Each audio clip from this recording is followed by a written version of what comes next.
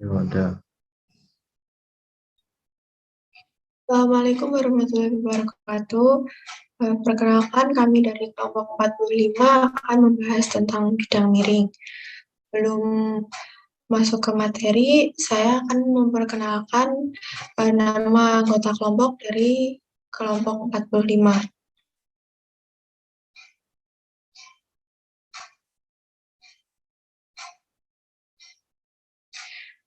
Oke, yang pertama ada Nasmi Dina Alia dengan NIM D600-210-218. Yang kedua ada Muhammad Sultani Syaputra dengan NIM D600-210-219. Yang ketiga ada Ananda Yusriza Ma'arif dengan NIM D600-210-220. Dan yang terakhir adalah Nihara Stefani dengan NIM D600-210-222.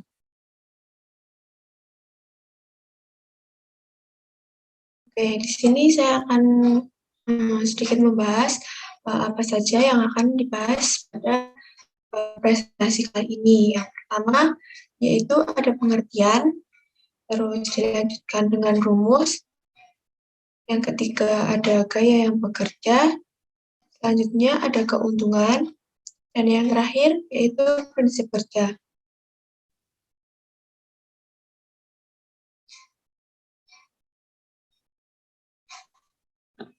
Bidang miring adalah suatu lintasan yang memiliki kemiringan tertentu dan membentuk sudut terhadap permukaan mendatarnya.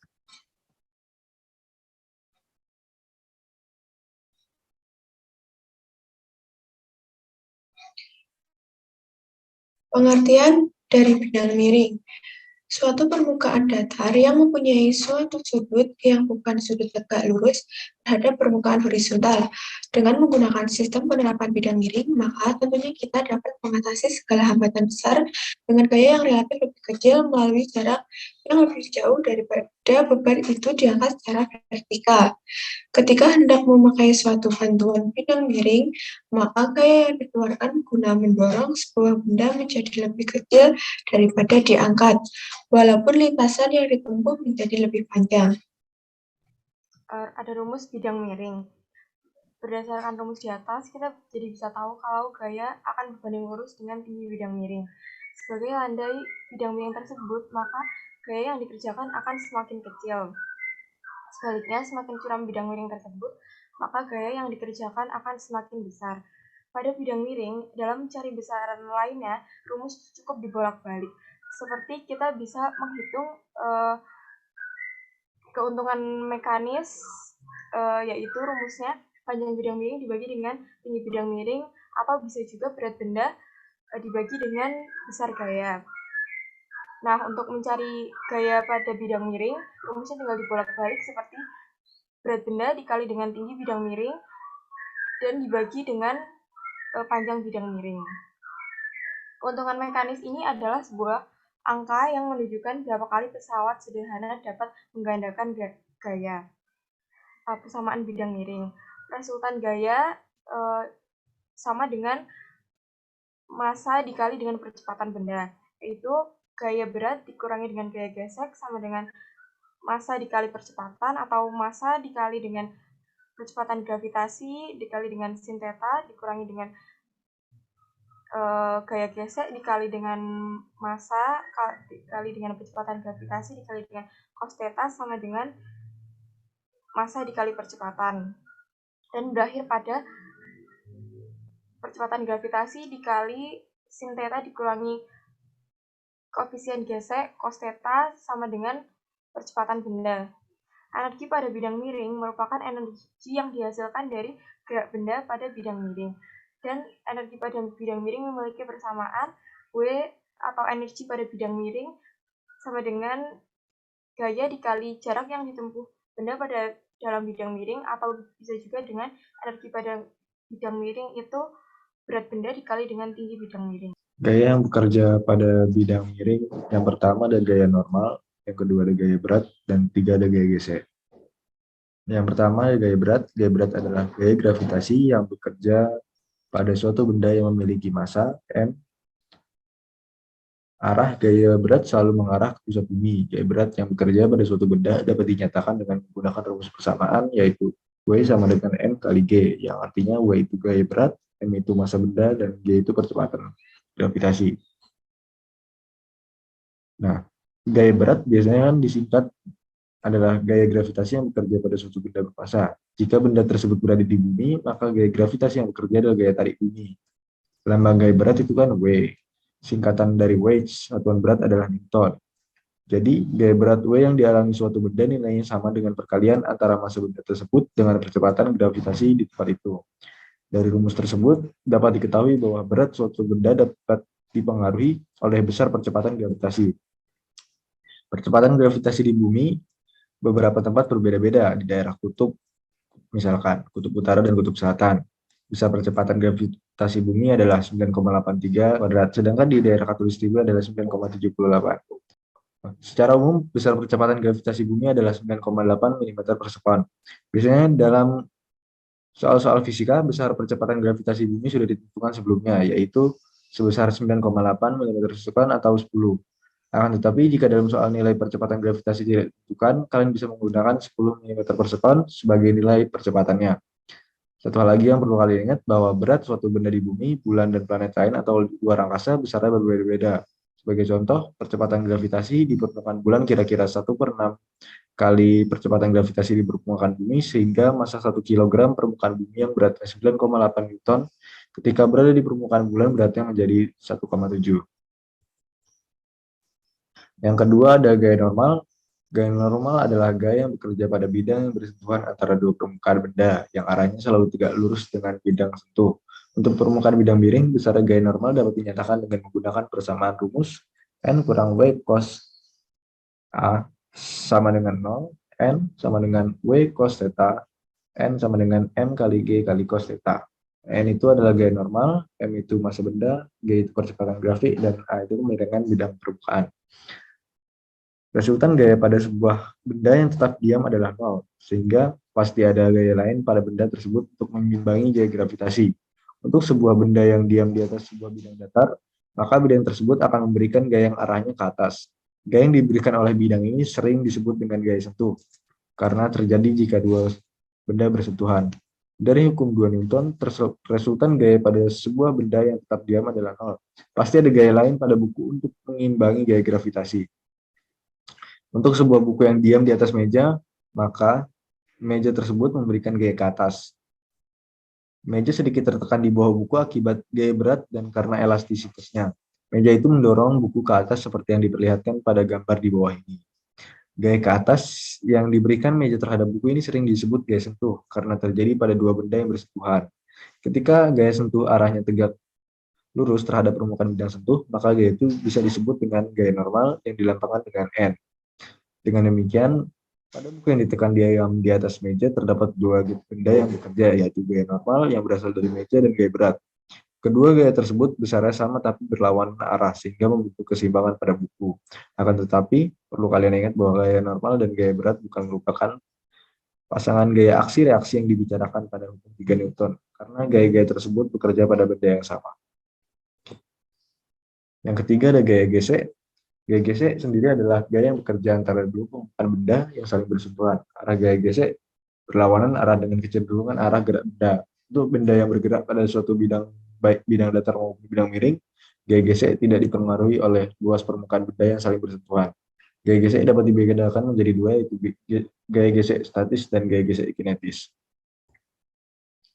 Gaya gesek statis adalah gaya gesek yang bekerja pada benda selama benda tersebut masih diam. Rumusnya bisa di Fs max sama dengan koefisien gesek statis kali N.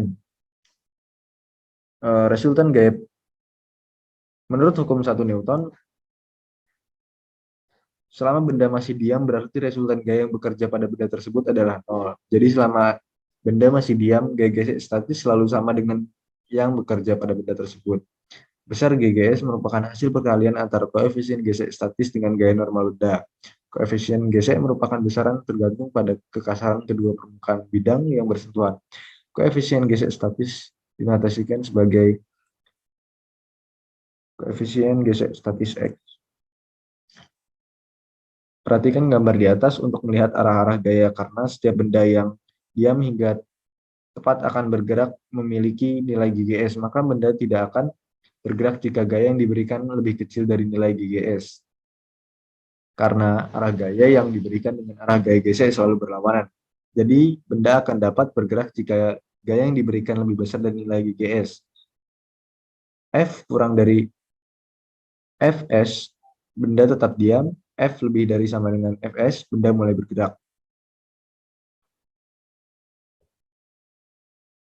Gaya gesek kinetis adalah gaya gesek yang bekerja pada saat benda dalam keadaan bergerak. Secara matematis dapat ditulis sebagai berikut rumusnya. Fk, gaya gesek kinetis sama dengan koefisien gesek kinetis kali N. Gaya ini termasuk gaya disipatif, yaitu gaya dengan usaha yang dilakukan akan berubah menjadi kalor. Perbandingan antara gaya gesekan kinetis dengan gaya normal disebut koefisien gesekan kinetis. Saat benda diam hingga tepat akan bergerak, gaya yang akan bekerja adalah GGS. Lalu, saat benda mulai bergerak, maka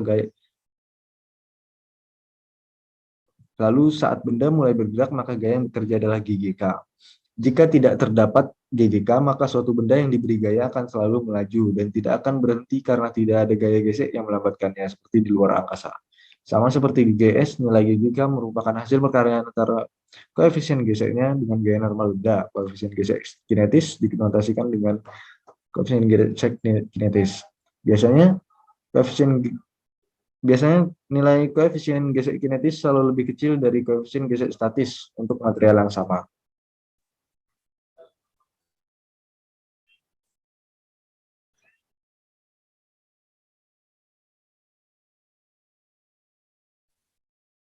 Keuntungan dan kelemahan bidang miring.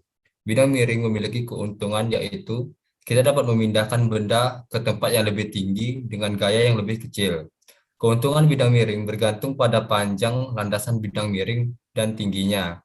Semakin kecil sudut kemiringan bidang, semakin besar atau semakin kecil gaya kuasa yang harus dilakukan. Sehingga pekerjaan akan semakin ringan dan cepat, namun energi yang diperlukan sedikit.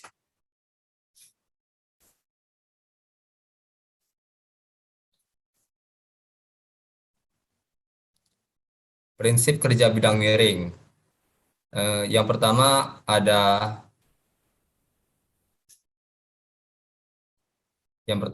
kapak yang digunakan untuk memisahkan dua objek atau bagian-bagian objek dengan penerapan gaya tegak lurus terhadap permukaan miring yang dihasilkan oleh pengubahan gaya yang diberikan pada bagian ujung yang lebar. Yang kedua ada pisau. Pisau merupakan salah satu alat yang menerapkan prinsip kerja bidang miring. Berikut ini pernyataan yang tepat berdasarkan prinsip kerja pisau adalah semakin panjang pisau, maka semakin mudah digunakan memotong, karena keuntungan mekaniknya semakin besar. 3. Pahat. Pahat merupakan salah satu alat yang sangat penting dipergunakan dalam bangunan, terutama untuk pekerjaan kayu. Selain itu, terdapat juga jenis pahat batu yang bisa dipergunakan untuk pelubangan atau pembongkaran bagian yang berhubungan dengan pekerjaan beton atau dinding batu. Fungsi penggunaan pahat adalah untuk memotong, mengupas, dan membuat lubang terhadap suatu benda yang biasanya dipergunakan terhadap kayu atau beton. Anda harus menempatkan sisi datar dari pahat terhadap objek yang akan dipahat. Yang keempat ada obeng. Untuk fungsinya sendiri adalah untuk mengencangkan atau melepaskan skrup dengan momon pengencangan yang sangat besar. Contoh nyatanya adalah skrup di bagian magnetic switch. Yang kelima, skrup. Prinsip kerja skrup adalah mempermudah usaha manusia, karena dengan usaha yang sedikit dapat menghasilkan gaya yang lebih besar. Skrup bisa masuk dalam kayu ketika diputar dengan obeng, karena skrup dibentuk dari bidang miring yang dililitkan mengitari sebuah batang atau silinder sehingga terlihat sebagai spiral.